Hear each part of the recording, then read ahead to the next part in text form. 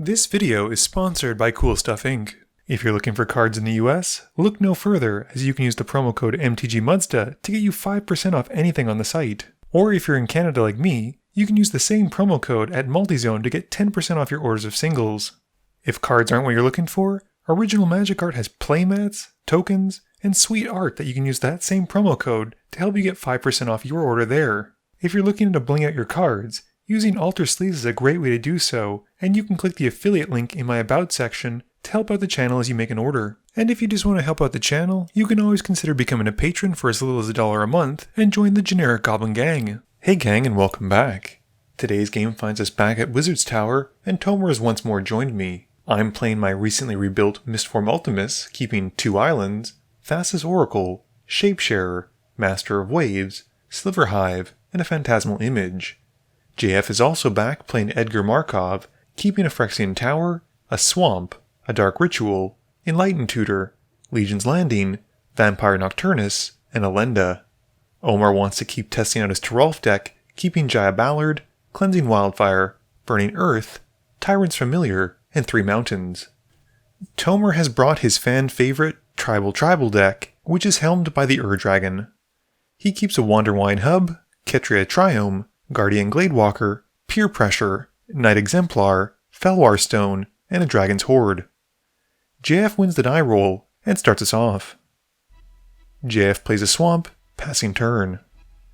Tomer plays out a Ketria Triome. I play a Sliverhive. Omar plays a Mountain. JF plays his Phyrexian Tower and then taps the Swamp for a black. He uses it to cast Dark Ritual and uses the 3 black mana plus the tower for Vampire Nocturnus.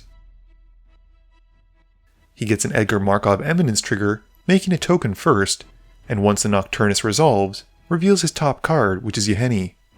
This has the Nocturnus pumping his board, and he passes to Tomer. Tomer plays a Wanderwine Hub, revealing his Guardian Gladewalker, which thanks to Changeling, has it coming untapped. He then taps 2 for a Felwar Stone, and passes turn. I draw and play an island. I also play a Changeling with a Shapesharer and pass to Omar. Omar plays a Mountain for turn and is a bit afraid of JF's board. He uses Cleansing Wildfire to blow up the tower, and Omar gets to draw a card while JF goes to find a basic. JF draws and reveals Blood Artist off the top. He plays a Scalding Tarn and taps 1 white for a Legion's Landing. He makes a lifelink vampire token as the enchantment comes in and moves to combat. He swings both the token and Nocturnus at Omar, who takes 8, and JF then passes to Tomer. Tomer taps 3 for a Dragon's Horde, and then taps the Horde for a green to cast a Guardian Gladewalker.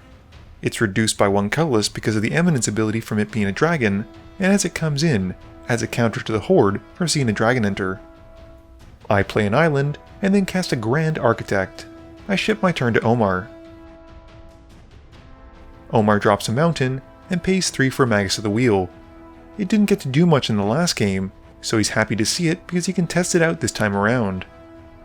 JF draws, and reveals Swords to Plowshares off the top, which unfortunately depowers his vampires. He then plays a Plains in his main phase, and cracks the Tarn, losing 1, to go and find a land.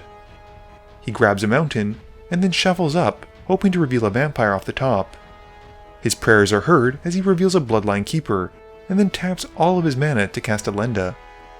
This gets him another Eminence trigger, making him a vampire token. JF then moves to combat and swings the 2 tokens and Nocturnus back at Omar. This transforms the Legion's Landing into Adanto, the first fort.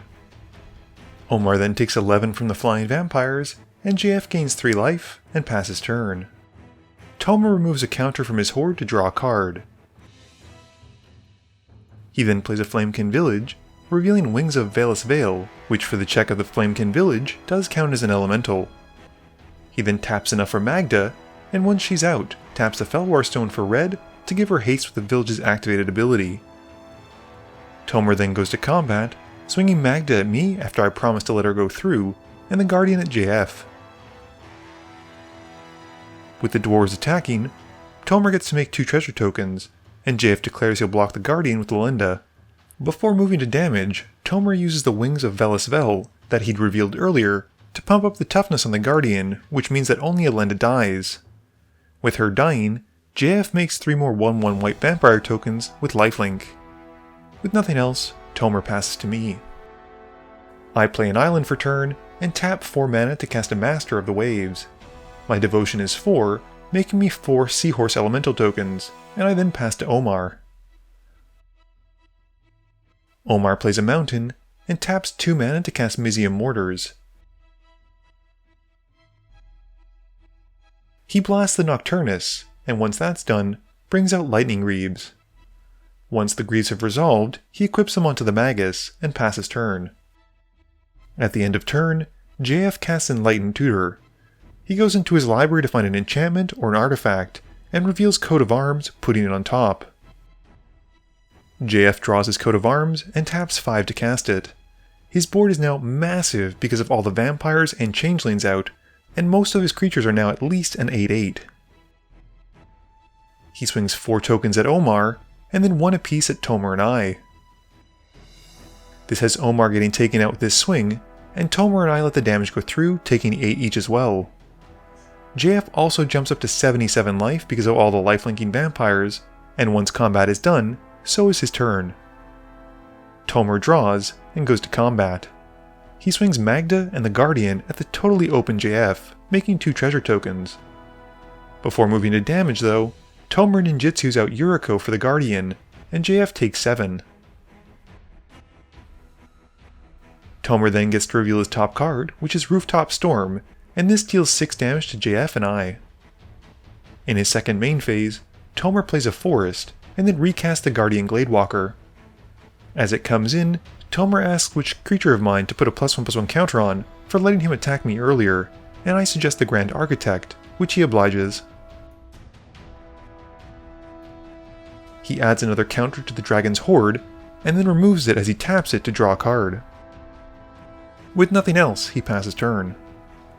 I draw and play out Arcane Adaptation. I name Vampire as it enters, and my seahorses are suddenly massive. We counted up quickly, realizing they're 16/15s after all the pluses are added up, and I swing 4 of them at JF, along with the Master of Waves. This is enough to take JF once they connect, and deal with that troublesome Coat of Arms and the vampire army of Edgar Markov. With nothing else, I pass to Tomer. Tomer does some math in his main phase, but doesn't have his Abacus on hand, so it's a bit slow. He plays a Swarmyard, but is still a mana short apparently. He can only go in one direction, and swings the team at me, making 2 treasure tokens from Magda. I block with the Architect on Yuriko, and the Shapeshare on the Guardian. Tomer taps his Swarmyard to give the Guardian regenerate, which means after damage is done, the only casualty is my Shapesharer, and I take 2. In his second main phase, he taps enough for a Reaper King, and passes to me. I draw and play an island. I move to combat, swinging the Seahorses at Tomer, and he blocks one of them with the Reaper King, taking 9, and with nothing else, I have to pass. Tomer plays a Plains for turn, and then brings out a Knight Exemplar that you as a viewer knew he had in his opening hand. He then taps enough for a Hellkite Courser, which is reduced by 1 from the Ur-Dragon Eminence, and adds a counter to his Dragon Horde as it enters. The dragon also lets Tomer bring out the Ur-Dragon from the command zone, and gives it haste. Tomer then goes to combat, swinging most of the board at me, and making 2 treasure tokens from Magda. He also gets to draw 3 cards from the Ur-Dragon seeing dragons attacking, and then put a permanent from his hand onto the field. The permanent is a Skeletal Changeling, which as it enters, triggers the Reaper King, and it blows up my Grand Architect, and also adds a counter to the Dragon's Horde. Before moving to blocks though, I flash out a stunt double, having it become a copy of the Ur-Dragon, and block Tomer's commander with my clone copy of it, and the Master of Waves on Magda. I still take 10 though, and Tomer gets a Yuriko trigger. He reveals a Sacred Foundry which does 0, and then passes to me. I draw, and just have to pass. At the end of turn, Tomer removes a counter from the Dragon's Horde to draw a card. Tomer untaps and draws. He taps 1 blue for a Mistform Changeling, which triggers the Dragon's Horde and Reaper King. He blows up one of my tokens, and then swings the team at me. Before moving to blocks, I flash out Venser, bouncing the Reaper King back to Tomer's hand, and block what I can. Tomer uses the Swarm Yard to regenerate one of his changelings, and I take 7, with Tomer also getting a Yuriko trigger from one of the changelings getting through. He hits another land, and Tomer then recasts the Reaper King and passes to me. My turn is very quick as I cast a main phase Phantasmal Image, having it come in as a copy of Reaper King. Tomer's turn has him casting Peer Pressure, which will let him steal my Phantasmal Image and clears the way for him to win via combat. Game review time. So the battle for tribes is finally over, and Tribal wins. Tomer's deck was phenomenal to see in person, and I loved the subtle interactions with so many of the different cards, even just being able to untap the lands as they come in. We also got to see one of the strongest tribes and most supported tribes in all of Magic, Vampires, with Edgar Markov. It was a little daring for JF to go and find Coat of Arms considering how many changelings were out, but he had no way of knowing that I had the Arcane Adaptation in my hand, and that his own Coat of Arms was going to be used to take him out, which I was particularly proud of. Unfortunately for Omar, his Toralf deck's reputation from the game before worked against him, and he was suddenly the main bad guy from the get-go. JF did a great job of beating him down, and I think that was easily one of the most aggressive early turns that I'd seen in a long time from Edgar Markov's deck without running a surplus of 1-drops. This video wouldn't be possible without the help from my sponsors, Cool Stuff Inc., Multizone, Original Magic Art, and Alter Sleeves. But it definitely wouldn't be possible without the help from you, the viewers, and my patrons.